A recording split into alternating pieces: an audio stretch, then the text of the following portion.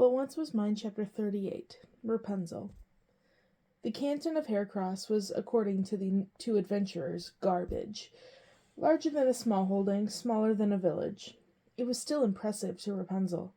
There were a dozen or so houses that were slightly larger than the Goodwife's, on the outside at least. Small fields and grazing pastures surrounded them, but without the sort of neat rows of grain painted in Rapunzel's books. There were messy, squiggly plants and herbs, blobs of cabbage, rows of turnip or beet greens, which excited Rapunzel very much. Once she had planted the top of a beet instead of throwing the leaves in a stew. The plant grew more leaves, but no more beet. Not living anywhere near the ground, she was fascinated by things that grew under it, and wondered if a royal princess might some day be allowed to pull out a beet, just to see it. There were sheep, but no cows, a donkey, but no horses. There were geese, but no chickens. The road to the hamlet was little more than packed dirt. But there were people. Men and women in the fields with clonky-looking hoes and farming tools, standing up on apple trees, doing who knew what. A woman trying to get reluctant sheep to move, pulling on a coarse rope lead. Sometimes the women had hats or wimple-like scarves wrapped around their heads, but mostly their faces were free, their hair bound up in intricate braids and whorls, none as complicated as Rapunzel's had been, of course, but all in shades of chestnut and wheat. And children. Rapunzel's heart almost stopped. She immediately knew what they were, even without ever having seen a live child before, except for one in the mirror. The game they played involved a stick that two girls held, and that had to be either jumped over or hunched under, its height and the player's decisions based on some set of rules. Rapunzel couldn't immediately discern. A line of 7 children in varied but similar baggy clothing, regardless of gender, cheered on, or jeered at each contestant. Rapunzel rose up on her toes and danced with them on excitement. "Can we go closer?" she begged. "To the ankle biters? Sure, I guess," Flynn said with a shrug. They're not wild animals, you know. Will I look strange to them? What should we do about my hair?" "Something really clever we should have thought of an hour ago," Flynn suggested wryly. "If anyone asks, we'll say you're one of those mountain nuns or some other religious thing. That'll shut 'em up and maybe keep you safe. And while you're child watching, I think I'll find whoever's brewing the scrumpy," he decided. "A place like this doesn't have a tavern, so people just tend to hang out and gossip where they buy their cider. I want to hear if there's any news about you or all the international intrigue in the woods. Jeans, maybe keep an eye on Witchy, would you?" Gina nodded, set her eyes, and put her hands on her hips, obviously ready to fight anyone who came too close, and very pleased to have given the task. Rapunzel, already approaching the children, didn't notice. "Hello," she called cheerily, waving. The children looked back at her with mixed expressions: apprehension, blankness, curiosity, delight. Some were only looking at her hair. "Can I play?" Rapunzel asked hopefully. A girl holding one end of the stick and taller than most looked skeptical. "You want to play high-low rod?" Grown-ups don't play," a little boy told her seriously. "Grown-ups work." "Well, I play," Rapunzel said, hands on hips. "Why is your hair so long?" the smallest girl, who wasn't a toddler, asked in carefully formed polite words. "And the color of fishes." "It just grew that way," Rapunzel answered with a smile. "So, how do you play?" The other girls holding the stick shrugged. "You come at us shouting either high rod or low rod. If you shout high and you leap and make it, that's worth a golden frog. If you go under and it's above your waists, it's worth nothing. If we make it low anyway and you leap, that's also nothing. But if we make it low and you go under, that's a double golden frog. And you shout low, it's all reversed. Got it?" "Not a bit," Rapunzel said happily. "But let's start and I'll catch on." Gina watched with an unreadable face as Rapunzel stood in line, bounced with excitement, clapped, and cried out as points were scored. She cheered the losers with equal enthusiasm. When it was finally her turn, she leapt, ably and enthusiastically, with feet as bare as the rest of the children's. Her hair came after her in shining waves that brought a spontaneous explosion of shouts from everyone. She never scored a single point, or frog, always shouting or doing the wrong thing at the wrong time, but doing it all energetically and putting her hair in behind her with such force that it sometimes seemed like a pet. Then they played leapfrog and ring around the rosy, the latter of which she liked best. She wasn't any taller than the tallest, but still had to make her steps tiny so she didn't crash into the younger ones or yank them out of line. When they spun around faster and faster, her hair flew out like a ribbon and encircled them in a silver crown. And then they all fell down and laughing and delightful. "And you get to do this every day?" Rapunzel asked when she got her breath back. "All of you?" "Most days," one of the boys said with a shrug. "Or we pretend we're knights and ladies. Or we climb the apple trees. Or in the winter we go sledding." "What's sledding?" "You know, it's—" The oldest girl looked with exasperation to another child, possibly her brother. "You take a flat piece of wood or something you're carved, or an old shield or something, and then when the hills are covered in snow, you go up to the top and— Well, it's better if you make a track, or someone else makes a track first, and you ride down it, on the snow." "And snowball fights," the girl's brother added. "You make balls out of snow with your hand like this, and then you throw them at people." Rapunzel strangely felt like crying. "This is one of the best days I've ever had," she said with a swallow. "But I never had a brother or a sister or friends to play with. I feel like I missed out on everything." "I'm sorry," the second littlest girl said earnestly. "That sounds awful. But are you a princess?" "Yes," Rapunzel said, wiping her nose from her sleeve. "So don't you get feasts and dances and venison and carriages?" another little girl asked in awe. "I don't know. I haven't been one for very long." "But you do at least get 2 meals every day?" a little boy asked. "Even at the end of winter?" Rapunzel frowned and scooped the little boy closer to her, and was distracted by that for a moment. What a wonderful feeling! A tiny warm body that bent into her arm, wanting to be held and cuddled. "I don't understand what you mean." He shrugged. "At the end of winter, you know, when all the food your parents have saved is gone, and there's nothing in the woods yet, and the fat bunnies are asleep, and if you have birds, they aren't laying yet. And your parents and older siblings eat once a day, maybe, but they sneak you more because you're little, and it hurts more." Another boy pipped in eagerly. "Once a day? There's no food?" Rapunzel asked, trying to understand. But... She had too many questions, and the world flashed and changed behind her eyes.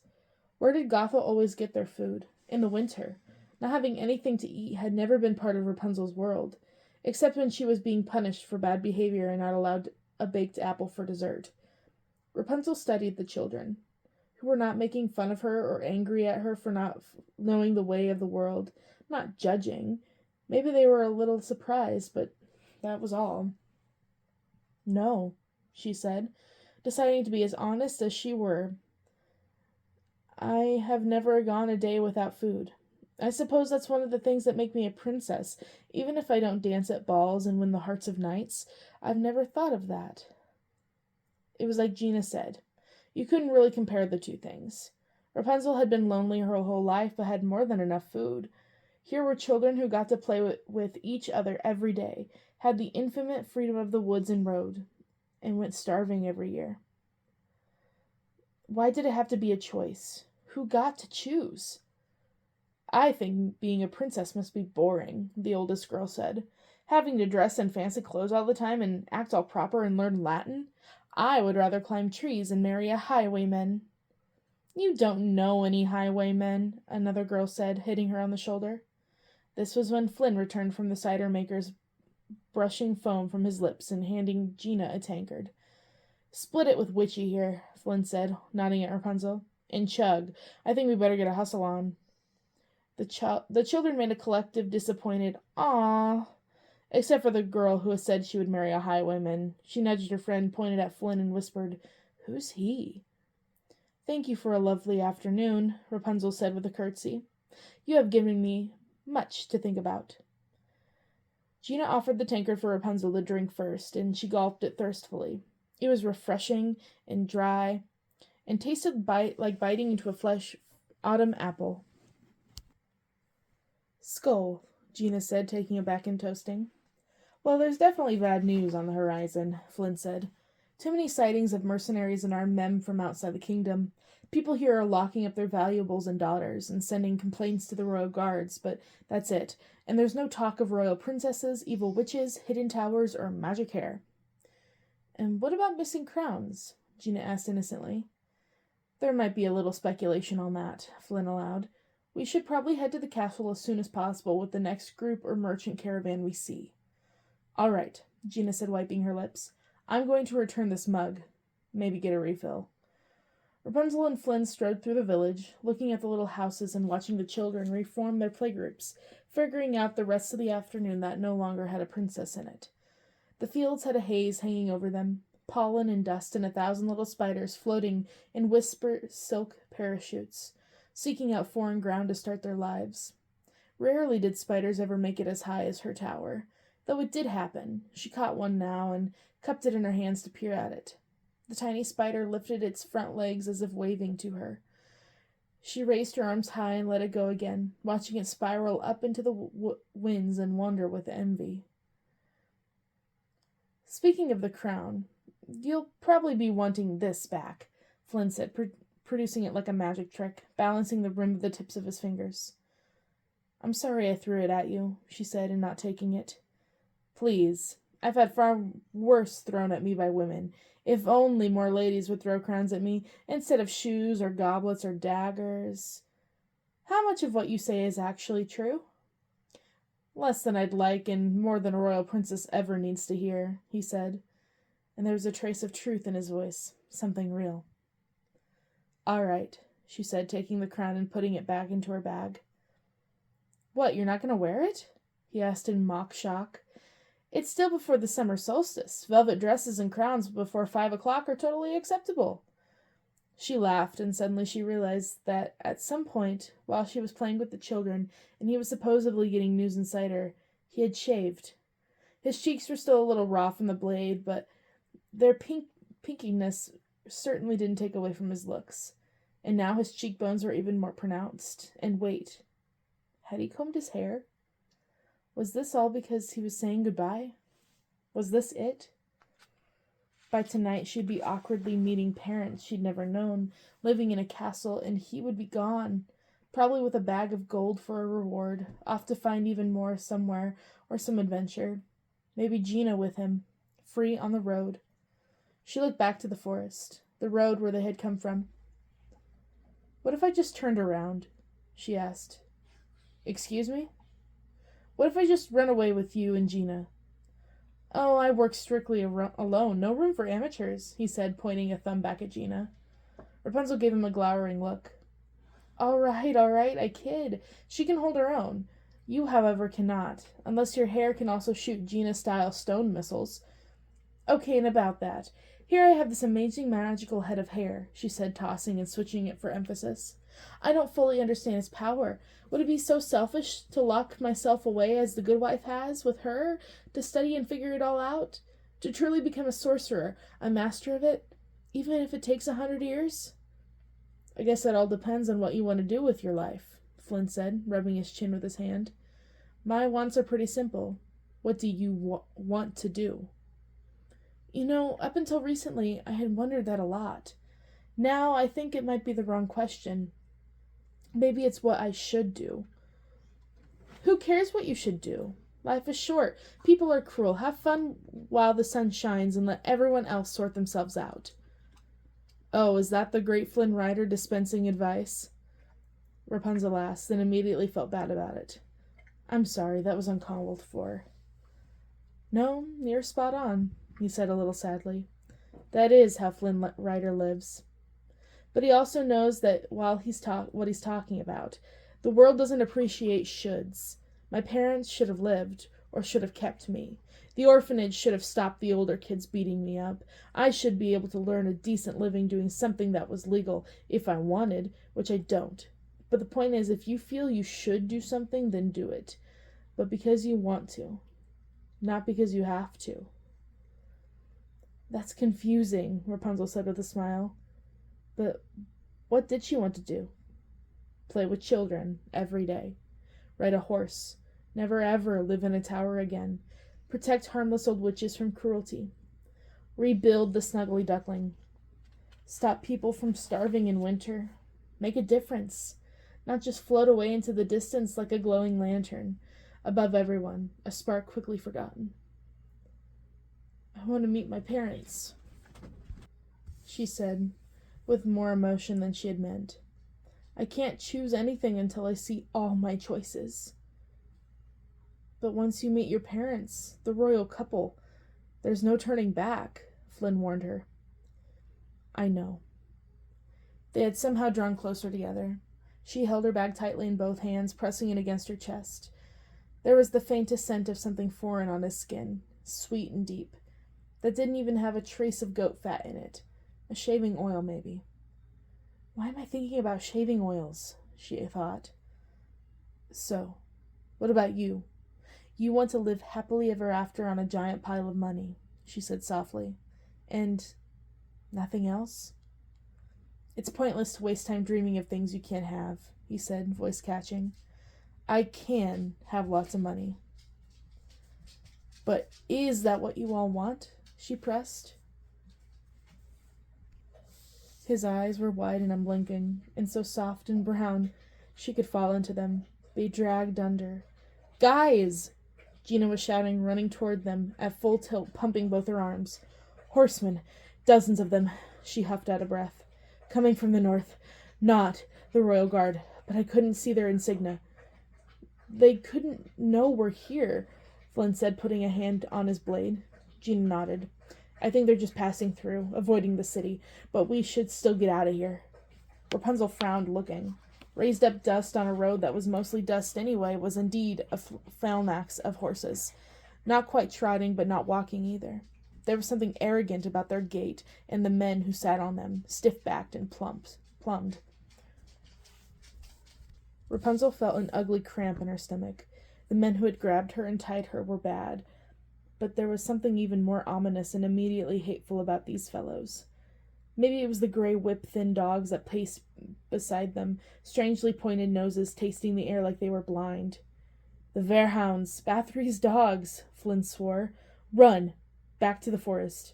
Suddenly one of the dogs began to howl, a high-pitched, ghostly keening that didn't sound at all like a dog.